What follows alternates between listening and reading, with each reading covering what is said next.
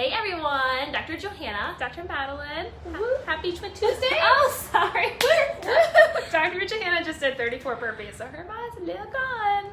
Yeah, that's a lack of oxygen to the brain. So in our family, we have a tradition of doing the amount of burpees on your birthday of the age that you are, but I missed them yesterday because, long story short, I don't work out on Mondays because my day is really busy, so I did them today. Yay. And I just finished them like a couple minutes ago, so a little lack of oxygen to the brain, but I'm coming back now. As you're hopping on, say hey, drop some love down, and if you're catching a replay, let us know replay so make sure we don't miss you. We love all of you and appreciate all of you who tune in and watch our Twin Tuesday videos. And where are we? Yeah, so again, I'm Dr. Johanna, and you're Dr. Madeline. And we are your awesome twin chiropractors at Atlas Chiropractic Center, located in sunny St. Petersburg, Florida. Yeah, where we see your whole family. Yep. But our jam is pregnant, postpartum moms, so like I said, your whole family. And what we're talking about today is Affects for your whole family. It affects everyone. So last week we indulged you a little bit in how your work posture or your setup can negatively affect your body by decreasing blood flow and that kind of stuff.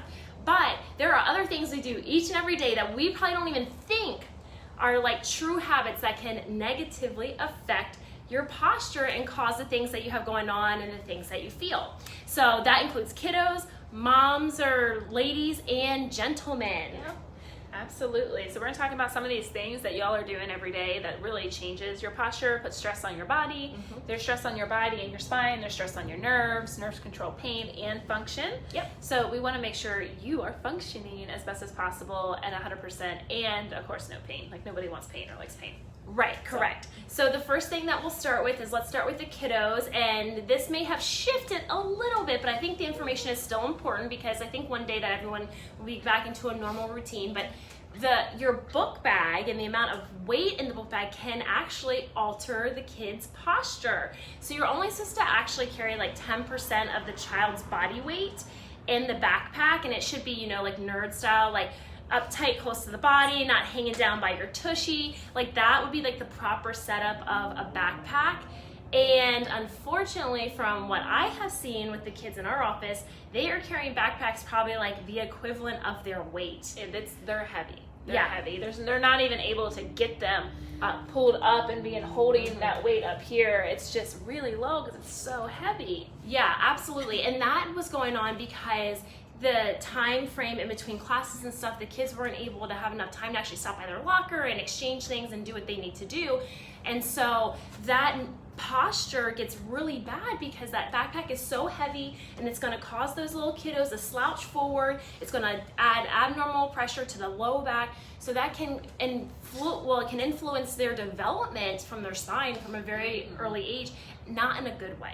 So check that posture. If you're not sure and your kiddo is still carrying a backpack and you're a current patient, you can let us know and have them bring the backpack into the office, and we can do something called a posture picture to see how it is affecting their posture, and then we can talk about some ways hopefully to decrease that weight and get them rocking and rolling. Yeah, definitely. And of course, as we're saying that, I feel like it kind of goes to like one-sided wearing of backpacks is not great. Correct. So there are two straps for a reason. That's to evenly distribute the weight and allow for that weight to be distributed on the body the best way possible. But that segues into the next thing that the ladies and other people can be a target of, and that can be purses, right? Purses or bags, I guess, would be like the right word, but yeah. I've seen some of you guys like come in like this carrying your purse because they're so heavy. Your purse probably weighs 25 pounds. If you're watching this and you're one of those women that you're like, yeah, I carry my life in my purse, like let us know down below. Like it weighs a significant amount.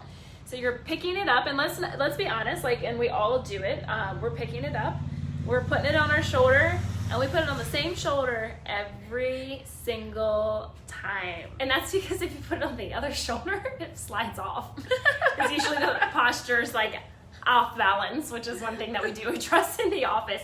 So yeah, that additional weight on one side can cause that posture to shift and tilt. You always carry that purse on one side, or I would recommend that if you are like a one-sided purse carrier, sling it across the body and switch sides. Yeah. Right? Because just like anything, like too much of something on one side is what causes those muscles and those joints to adapt not properly supporting the proper mobility and the movement that should be going on, which increases your risk of injury and aches and pains and discomforts. Yeah, so switch that up. Even if you have to set a reminder to cognizantly do it, it's going to be hard, I think, to just not just wonder, just like fly off and try to do it. So set a reminder, be cognizant of trying to switch sides with that purse. Doing a crossbody is a really good idea. And honestly, like, also go through your purse. Like, do you need it to be that heavy?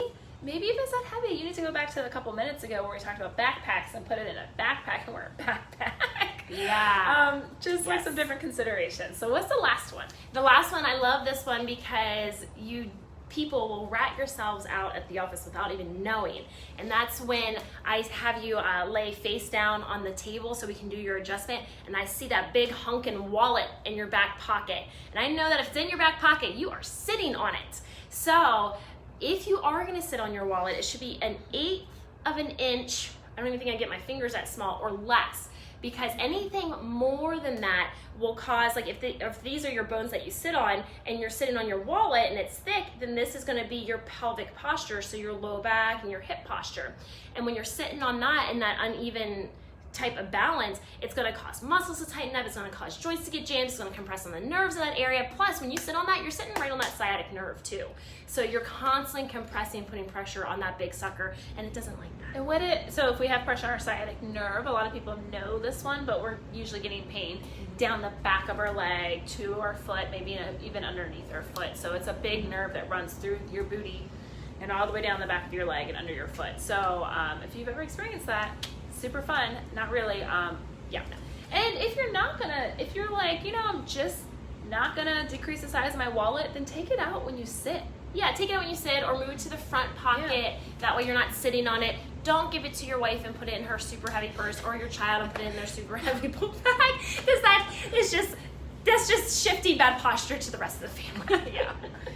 So I think almost all of us through our daily life either have a backpack, some sort of bag or a purse, or a wallet. Or a combo. I like bags, so I have all kinds, depending on if I'm taking my child out, if I'm just with myself, or with my husband, and it just depends. So yeah, so think about some of those things we gave you. Switch up your bags, empty them out, making sure they're not too heavy. If you're doing one-sided bags, switching them over your body, switching shoulders, and then looking at the size of that wallet as well, not sitting on it.